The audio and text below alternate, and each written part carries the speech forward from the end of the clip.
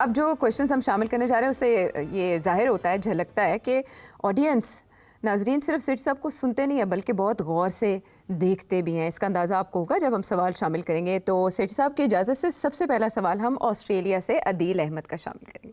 سیٹھی صاحب، آپ کی تھوڑی رہنمائی چاہیے تھی جی۔ یہ آپ کے پاس ایسی کون سی گدڑ سینگی ہے کہ آپ کی سر عید ہی نہیں ختم ہو رہی؟ اتنے عرصے سے آپ انگلینڈ گئے ہیں، آپ واپس نہیں آ رہے۔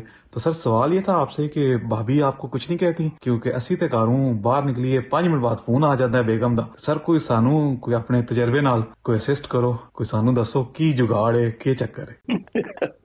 میرا خیال ہے تمہیں میرا جواب پسند نہیں آئے گا۔ پہلی گل تو ہے کہ جگاڑ کوئی نہیں۔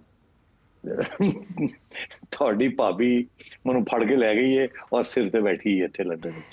کیونکہ تہاڈا خیال ہے کہ میں آزاد ہاں تو تسی بھول جاؤ اس گل۔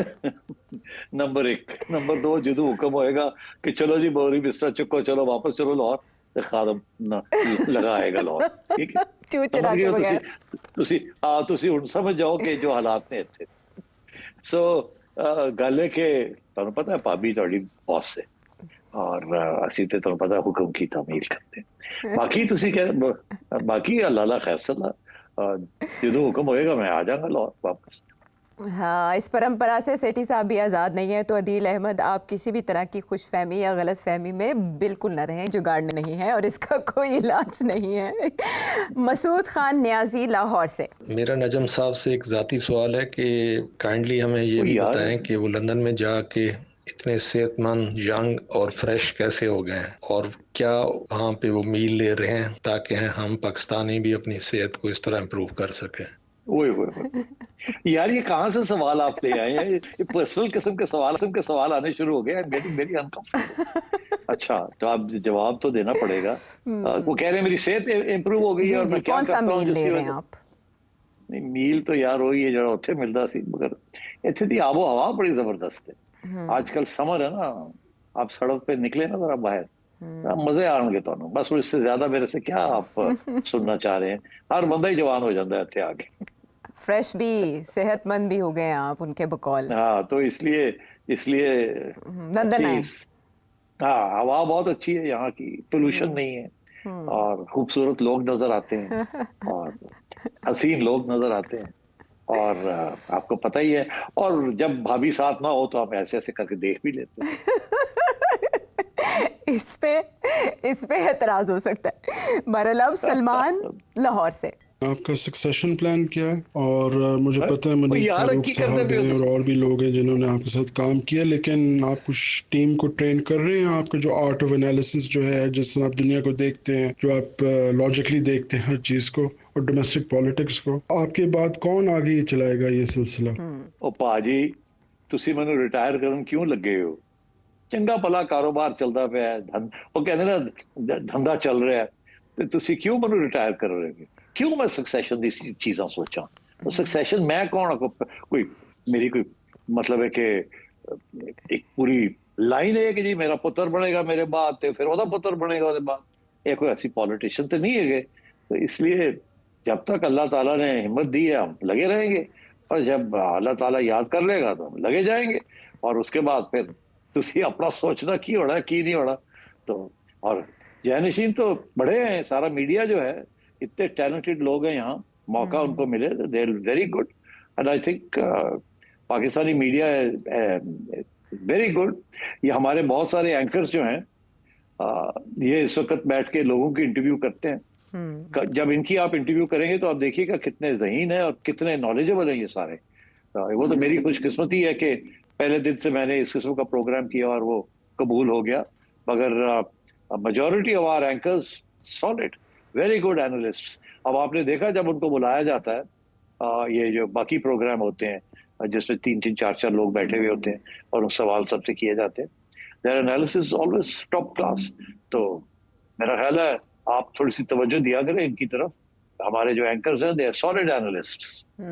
اور سارے ہی لیگیسی کو کیری کریں گے سیٹھی صاحب کے بقول۔ نومینیٹ نہیں کرے آپ کسی کو سکسیشن کے لیے کیونکہ یہ کوئی ایسا فیلڈ، ایسی فیلڈ میرا کوئی ارادہ نہیں ہے ابھی جانے کو کہیں۔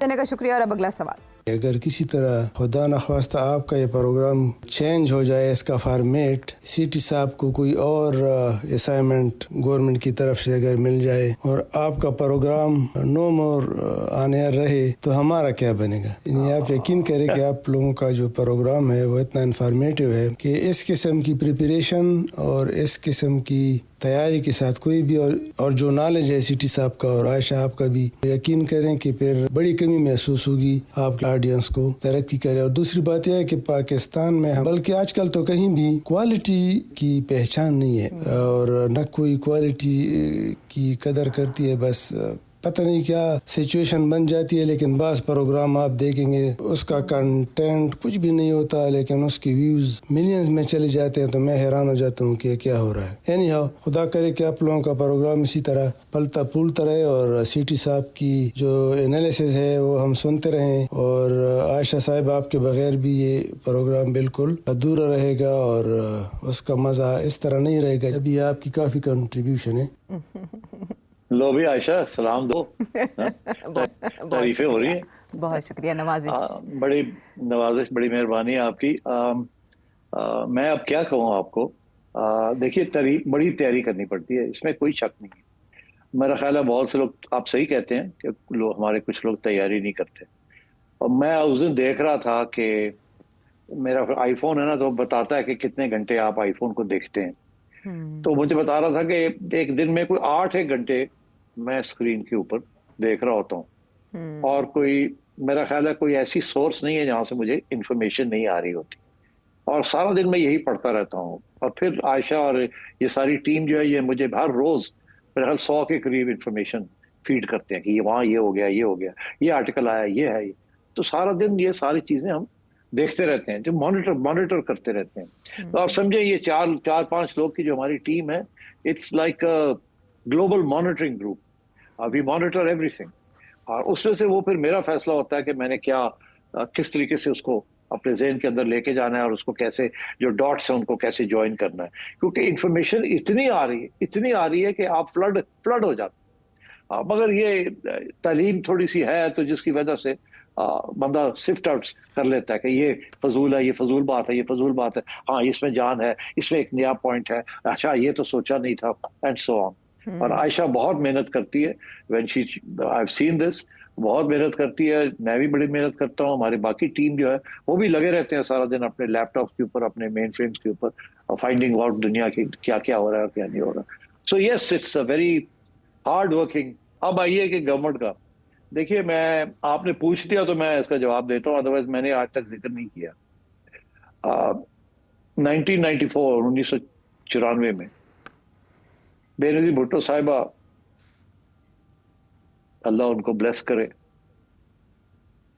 انہوں نے مجھے آفر کیا تھا کہ آپ اگر لندن جانا چاہیں ایز ایمبیسڈر تو آپ جا سکتے ہیں، میں چاہوں گی آپ چلے جائیں۔ اچھا، اور میں آپ کو پہلی دفعہ بتا رہا ہوں، تو میں نے اس وقت ان سے یہ کہا تھا کہ نہیں، میں اپنی جرنلزم میں بڑا خوش ہوں، مجھے شوق نہیں ہے جانے کا۔ اسی طریقے کے ساتھ آصف زرداری صاحب نے بھی جگنو میری اہلیہ کو ایک وقت آفر کیا تھا کہ آپ آ جائیں اور آ کے اور ٹیک کیئر آف ایجوکیشن اور ویمنس ڈیولپمنٹ، جب وہ پریزیڈنٹ تھے، تو انہوں نے بھی کہا تھا نہیں، we are very happy, thank you very much. 2004 میں محترمہ بے نظیر نے مجھے اور جگنو دونوں کو، ہم لندن میں تھے، وہ آئی ہوئی تھی یہاں ایگزائل میں تھی، تو ہمیں یاد کیا، ہم ملنے گئے ان کو، تو انہوں نے بھی سینٹ سیٹس آفر کی، اور ہم دونوں نے یہ کہا کہ تھینک یو، مگر ہم we are very happy way we are. اب ایک آدھ اور بھی میاں صاحب بڑے ہمارے ساتھ اچھے رہے ہیں، اور سوائے یہ پی سی بی والی چیز، میں نے کوئی پرماننٹ قسم کا عہدہ نہیں لیا۔ فاروق لغاری صاحب جب پریزیڈنٹ تھے اور ایک کیئر ٹیکر گورنمنٹ آئی تھی، تو اور ملک معراج خالد جو میرے بڑے قریبی دوست تھے، اور میں ان کی بڑی عزت کرتا تھا، اور پریزیڈنٹ لغاری کی بھی، تو انہوں نے پھر دعوت دی کہ آپ آئیں اور 3 مہینے والی جو گورنمنٹ ہے اس میں ایز اے نیوٹرل رہے۔ اور پھر جب یہ 2013 آیا تو اس وقت آصف زرداری صاحب نے as a neutral care taker chief minister nominate کیا اور نواز شریف صاحب نے حامی بھری اور دونوں سیاسی جماعتوں نے اگری کیا کہ ہاں ان کو کیئر ٹیکر بنانا ہے. تو اسی لیے کیونکہ ایک نیوٹرل جرنلسٹ کی حیثیت سے میں نے کوشش کی ہے ہمیشہ اپنا کام کروں, تو اسی لیے وہ نیوٹرل ان کو چیف منسٹر مل گیا تھا. اور 1 سال لگا جب تک کہ جب عمران خان صاحب کا فیصلہ نہیں ہوا اس وقت کی اسٹیبلشمنٹ نے کہ ان کو کچھ بنانا ہے, اس وقت تک کوئی الزام نہیں لگا تھا. سب نے کہا کہ بہت free and fair elections Punjab میں ہوئے. بعد میں پھر وہ 35-75 کا الزام لگا کے, کیونکہ اس کے بغیر وہ نواز شریف صاحب کے خلاف محاذ نہیں بنا سکتے تھے, تو پھر اس سے مجھے بھی رگڑا دے دیا عمران خان نے, جو بڑی افسوس کی بات ہے. بڑی میرے ساتھ زیادتی کی انہوں نے. بڑا مشکل وقت تھا میرے لیے, کیونکہ ایک طرف خان صاحب کہہ رہے تھے, ایک طرف میں تھا. تو لوگوں نے کہا کہ نہیں, خان صاحب ہیں, خان صاحب کی بات پی ٹی آئی والوں نے مانی, اور میرے ساتھ کافی زیادتی ہوئی اس وقت. بہرحال اللہ تعالیٰ نے وہ بھی دن ختم کیے, اور پھر ایک دن آیا کہ عمران خان صاحب نے کہا کہ میں نے تو سیاسی بیان دیا تھا, اس میں کوئی حقیقت نہیں تھی. تو بہرحال تو اس قسم کی چیزیں چلتی رہی ہیں, مگر میرا خیال ہے کہ وہ وقت اب چلا گیا ہے. میرا کوئی بالکل کسی قسم کا ارادہ نہیں ہے کہ میں کسی گورنمنٹ پوزیشن کو اس وقت ایکسیپٹ کروں. میری خواہش تھی جو کہ نہیں پوری ہوئی کہ کم از کم میں پی سی بی کو ایک ایسے راستے پہ لے آتا جہاں سے اس کو واپس نہ ہوتا, مگر عمران خان صاحب نے وہ بھی نہیں ہونے دیا, تو میں نے ریزائن کر کے چھوڑ دیا. اور اس کے بعد جو ہوا پی سی بی میں اور جو کرکٹ کے ساتھ ہوا وہ آپ کے سامنے ہے. 5 سال ہو گئے ہیں. ہمارے زمانے میں ہم نے ورلڈ کپ چیمپئن شپ بھی جیتی, چیمپئنز ٹرافی بھی جیتی, اور تینوں فارمیٹس کے اندر ہماری ٹیم نمبر 1 بھی ہوئی. سب کچھ ہوا. پاکستان کرکٹ بھی واپس آ گئی, پی ایس ایل بھی لانچ ہو گیا. وہ دن ہے اور آج کا دن ہے کہ جو حالات ہیں آپ کے سامنے ہیں پی سی بی کے. بڑا دکھ ہوتا ہے مجھے کہ اتنی محنت کی ہم نے اور پھر یہ ہوا. اور اس کے بعد جو سیاسی مداخلت ہوئی ہے اور چل رہی ہے, یہ بڑے افسوس کی بات ہے. بہرحال اب میرا کوئی ارادہ نہیں ہے کہ جی میں کوئی کیبنٹ کے اندر یا کوئی ایمبیسڈر شپ یا اس قسم کی چیز مجھے بالکل نہیں انٹرسٹ کرتی, نہ ہی کبھی کی تھی. I would like to be an independent person. I would like to run. جو بھی میں کروں میں چاہتا ہوں کہ مجھے فری ہینڈ ملے, اور اگر میں کامیاب نہ ہوں تو مجھے نکال دیں, مگر مجھے روکے نہ, میرے سے سفارش مت کرے کہ اس کو رکھو اس کو رکھو مجھے. اور یہی نواز شریف صاحب نے جب پی سی بی دیا تھا تو میں آپ کو آج کہتا ہوں کہ وہ 5 سال یا 4 سال ایک دن کبھی نواز شریف صاحب نے مجھے فون نہیں کیا کہ فلانے بندے کو رکھ لو یا سفارش کی ہو, کسی کی بھی نہیں. اور یہ بہت بڑی بات ہے, بہت بڑی بات, کیونکہ پیٹرن بھی تھے, پرائم منسٹر بھی تھے. اب تو سننے میں آتا ہے سارا کچھ ہی کہیں اور فیصلے ہوتے ہیں, اور دوستی یاریاں بھی چلتی رہی ہیں پیچھے, جب وہ عمران خان کے دوست اور اس قسم کی جو انہوں نے فیصلے کیے. تو بڑے افسوس کی بات ہے یہ.